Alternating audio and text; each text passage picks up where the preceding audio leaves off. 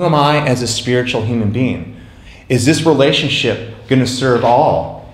And how can I, a lot of us are like, what can this woman do for me? What can this man do for me? I mean, we're on these dates, and you're like, I mean, if you could just blatantly put it out there, like, oh, no. And you're asked these questions to disqualify this person.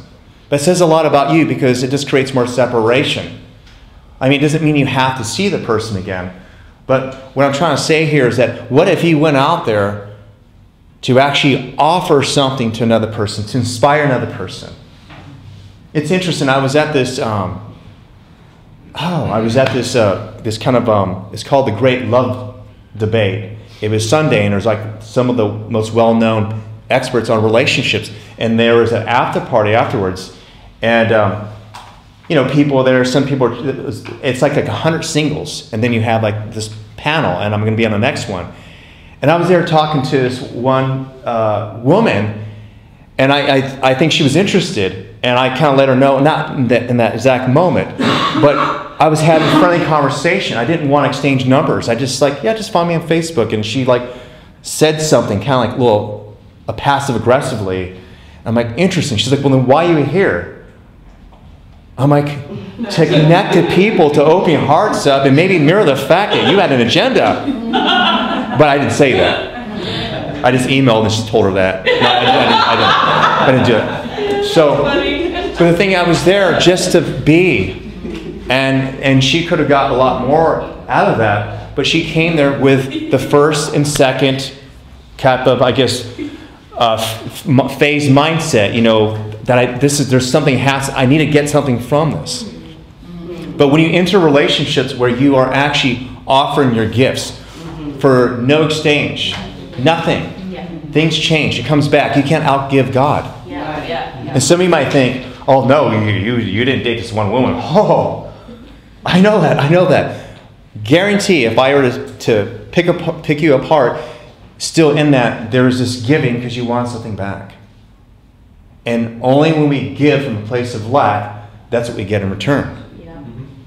When you really give from the heart, it's a different experience. Of course, you have moments it doesn't work out the way that you want. But it's like, because you're in that gifting, you're surrounded by other people. You understand? Like, I give. If I love someone, I give her everything. I mean, she's everything.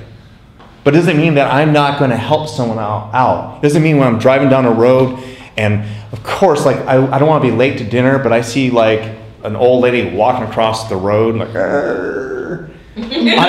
was that pretty good, actually? I would pull over and help her. I'm like, I would help her out.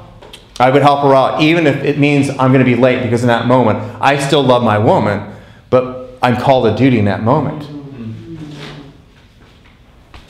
So, in every moment when you're conscious and you're awake and you realize that your reason for existence is beyond just this one person to make it feel good, your life gets better, and that is the paradigm shift. It's not New Age thinking, because everything I'm talking about is something you embody already.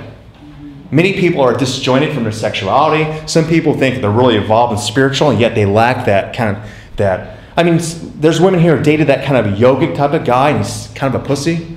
I mean, there's men who have attracted women who have it together, so together, they don't even know where they fit in that woman's life. So it's about being able to embody all of those different energies and how that might look. It's where the woman, when she is at work, of course she's on, but when she comes home and they have that dance of the masculine and feminine communication, she's able to slip into possibly receiving where it fits better in the relationship. What I'm not saying here is that you need to stick with generalizations and you need to be masculine and you need to be feminine because you're a man or a woman. What I'm saying here is that it's being really in tune for the greater purpose of the relationship and being able to dance and love itself.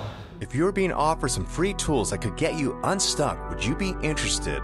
If so, visit RayDoktor.com and receive your free transformational exercises. Imagine starting each day feeling deeper love, a clearer mind, and being able to say to yourself, I really feel good. My clients love these, and so will you. Get them now for free at RayDoktor.com.